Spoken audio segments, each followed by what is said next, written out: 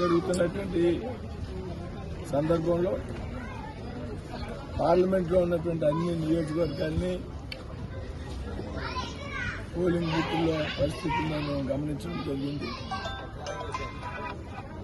ప్రజలు పెద్ద ఎత్తున ఉదయం 7:30, 8:30 గంటలకే పెద్ద ఎత్తున పోలింగ్ బూత్లు చేరుకోవడం జరిగింది. ఎండ ఎక్కువగా ఉంటుంది, ఆలస్యమైపోయినటువంటి ఉద్దేశంతో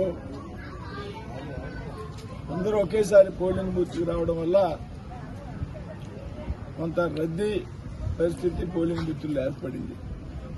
దాదాపు ఓటు హక్కు వినియోగించుకోవడానికి కనీసం 2 గంటల నుండి 3 గంటల సమయం పెట్టేటువంటి పరిస్థితి ఇవాళ ఈ పార్లమెంట్లో ఉంది. కారణం ఒకేసారి ఓటర్లు ఓటు హక్కు వినియోగించుకోవడానికి రావడం, అయినప్పటికీ కూడా 2-3 గంటల పాటు వేచి ఉండి ఓటర్లు తమ ఓటు హక్కును వినియోగించుకుంటున్నారు. ఇదొక శుభ పరిణామం. ఆంధ్ర రాష్ట్రంలో ఈవేళ ఓటు హక్కును వినియోగించుకోవడానికి ఇతర రాష్ట్రాల నుండి, విదేశాల నుండి కూడా పెద్ద ఎత్తున వచ్చినటువంటి పరిస్థితి ఆంధ్ర రాష్ట్రంలో తొలిసారిగా కనపడతాం. గతంలో ఎప్పుడూ కూడా ఈ రకమైనటువంటి పరిస్థితి లేదు. ముఖ్యంగా తెలంగాణ రాష్ట్రం నుండి మనం చూస్తూ ఉంటాం. ప్రతి సంవత్సరం సంక్రాంతి నాడు ఏదైతే టోల్ గేట్ల దగ్గర రద్దీ ఉంటుందో, ఆ సంక్రాంతికి మించి నిన్న మొన్న కూడా టోల్ గేట్ల దగ్గర ట్రాఫిక్ జామ్ అయిపోయేటువంటి పరిస్థితి. అంటే ఆంధ్రులు ఎవరైతే ఉన్నారో, ఇతర రాష్ట్రాల్లో ఉన్నారో, అలా గల్ఫ్ కంట్రీస్ నుంచి, యుఎస్ నుంచి వచ్చినటువంటి పరిస్థితి కూడా ఉంది. ఆంధ్ర రాష్ట్రంలో ఉన్నటువంటి పరిస్థితిని గమనించి ఏమైనా అక్కడికి వెళ్లి ఓటు హక్కు వినియోగించుకోవాలి, రాష్ట్రాన్ని, రాష్ట్ర భవిష్యత్తుని కాపాడాలి అనేటువంటి ఆలోచనతో ఈవేళ ఓటర్లు తరలి రావడం జరిగింది. ఆంధ్ర రాష్ట్రానికి జగన్ గారి వల్ల ఒక మేలు అయితే జరిగింది.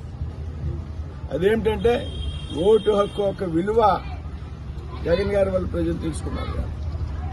కేవలం జగన్ గారిని ఓడించాలనేటువంటి ఉద్దేశంతోనే, రాష్ట్రాన్ని కాపాడాలనేటువంటి ఉద్దేశంతోనే ఇవాళ ఓటర్లు ఈ స్థాయిలో తరలి వచ్చారనేటువంటి విషయాన్ని నేనైతే గమనించిన. కాబట్టి ఇవాళ ఈ పార్లమెంట్లో పెద్ద ఎత్తున ఉదయం నుంచి అన్ని అసెంబ్లీ 6 అసెంబ్లీలు తిరిగా, ఇంకో అసెంబ్లీ తిరగాల్సి ఉంది.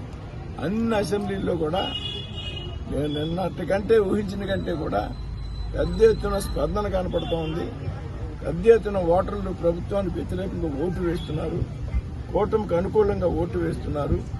పెద్ద ఎత్తున 7 అసెంబ్లీ స్థానాల్లో ఈ పార్లమెంట్ స్థానం కూడా మేము అనుకున్న దానికంటే కూడా పెద్ద మెజార్టీతో గెలబోతున్నటువంటి విషయంలో ఏమాత్రం కూడా అనుమానం లేదు. కాబట్టి చాలా చోట్ల నేను గమనించా, వైసీపీ కార్యకర్తలు, పోలింగ్ బూత్లో ఉన్నటువంటి ఏజెంట్లు కూడా చాలా చోట్ల దుకాణం సర్దేసి దుకాణం సర్దుకున్నటువంటి పరిస్థితి నాకైతే కనపడింది. కాబట్టి జిల్లాలో, పార్లమెంట్లో, రాష్ట్రంలో పెద్ద ఎత్తున కూటమి అభ్యర్థులు గెలవబోతా ఉన్నారనేటానికి ఇది చక్కని సంకేతం. ఇప్పుడు నేను ఏదైతే భీమవరం అసెంబ్లీలో నా ఓటు హక్కు ఉంది, నేను ఏఆర్కేఆర్ హై స్కూల్, పైగా నేను చదువుకున్నటువంటి పాఠశాల, నేను చదువుకున్నట్టు పాఠశాలలోనే నేను ఓటు హక్కును వినియోగించుకోవడం అనేది కూడా నాకు అదృష్టం. మరి నా ఓటు హక్కును వినియోగించుకోవడం నేను నా భార్యతో కలిపి ఇప్పుడు పోలింగ్ బూత్కి వచ్చి ఇప్పుడు ఓటు హక్కును వినియోగించుకోవడం జరిగింది. అది 40